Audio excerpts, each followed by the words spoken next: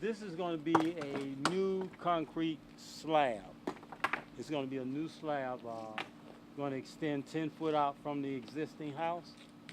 And we're going to build a 8-inch block wall, about, I guess they give or take about 3.5 foot, 4 foot high.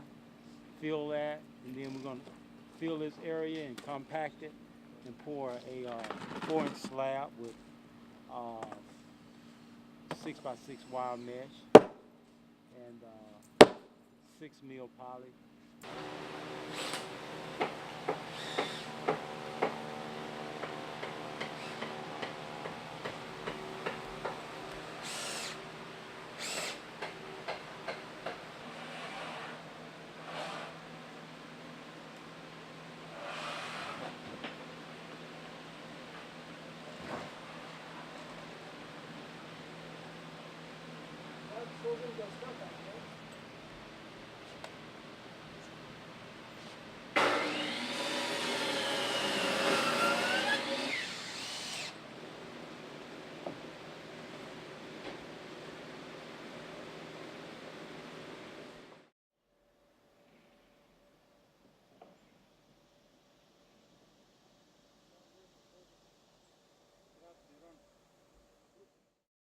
Tuesday, July 21st, and we've got the tarp pulled all the way back, which is kind of fun to get some sun. Maybe not for the guys because they have to work in it.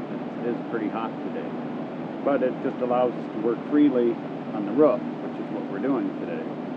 And yesterday we framed in all these rafters here yesterday and started prepping up here, and today we've been working on this end framing. We framed in for the chimney, and then we're going to run a small valley down and finish framing this roof, and then that way we can get this surface decked.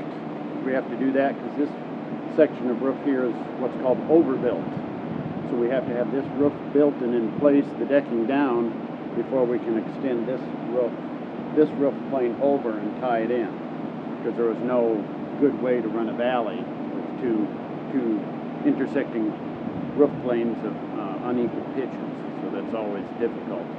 So we're just doing an overbuilt roof here in this case.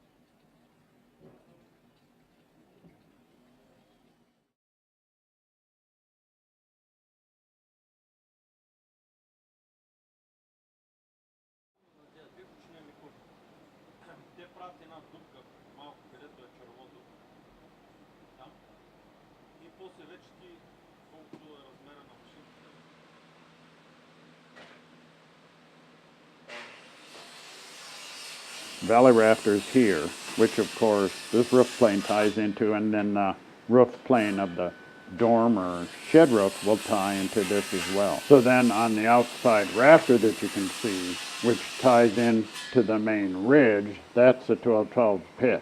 So after we get our 5/12 pitch built on the dormer roof, then we'll do an overbuilt roof with a 12-12 pitch, and then that'll tie them all together.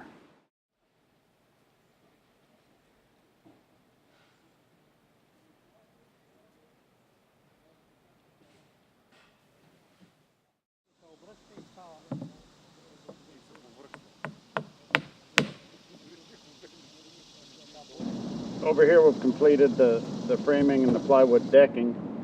We had the 5/12 pitch coming up here on this little this shed type roof, and we tied it in with the valley into the main roof. Then we came with our 12/12 pitch off the main rafter, our rafters, and set on top of the shed roof rafters. And then we plywooded that, and now we're using 30-pound felt to cover the roof with grip nails. And you get some pretty good life out of that, and it's very waterproof and won't tear in the wind. And in the valley here, we put underneath the felt, we put an ice shield, which to reinforce the valley.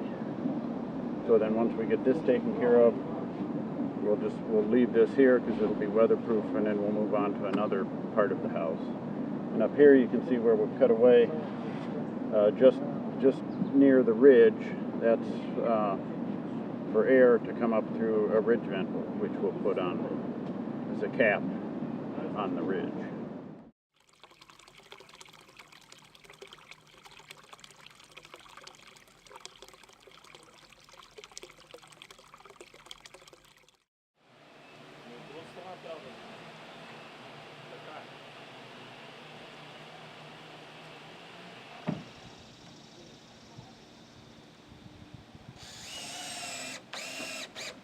Okay, we've got our first rafter in, and this could be called our reference rafter.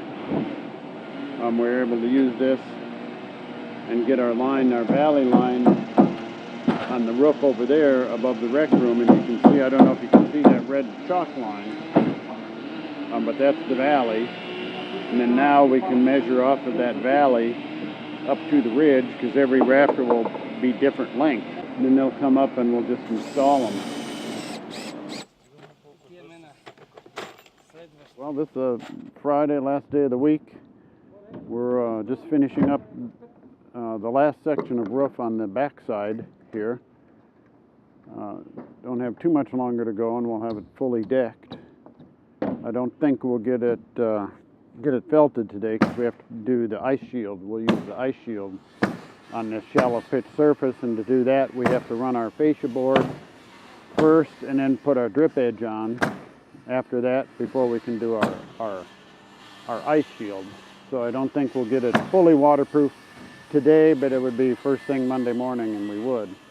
But where we're standing on the roof above the rec room, right on the ridge here, this was all framed this week.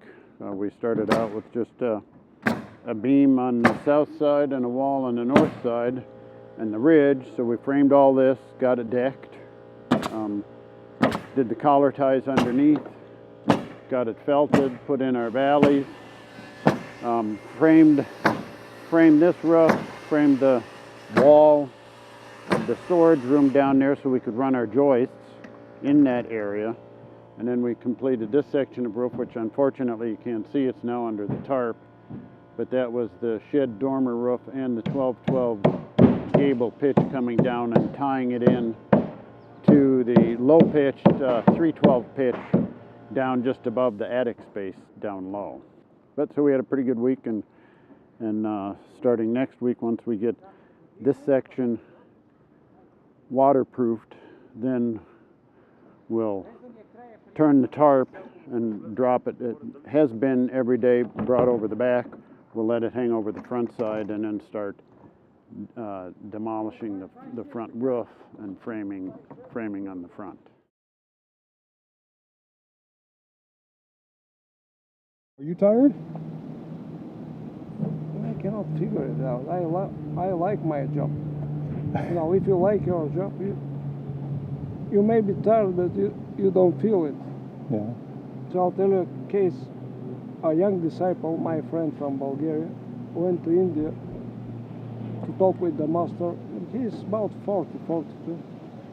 Talk with the master how he is tired of all these worldly things and the work with the family matters and everything. And the master, he said, the master made something like this, you know, if there is love, there is no, you know, there is no tired if there is love. Maybe love is what gives you power.